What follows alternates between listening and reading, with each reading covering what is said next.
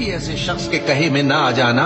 जो बहुत कस्में खाने वाला है, जलील है, शरारत से इशारे करने वाला, लगाई बुझाई करने वाला, माल देने में बड़ा बखील, हद से बढ़ा हुआ बदकार, सख्त खू और इसके अलावा बदजात है। इस सबब से कि माल और बेटे रखता है,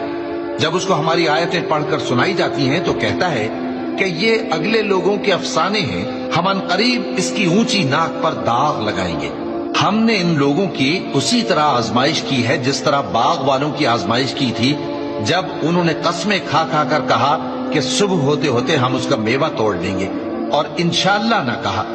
सो वो अभी सो ही रहे थे कि तुम्हारे परवरदिगार की तरफ से रातों रात उस पर एक आफत फिर गई,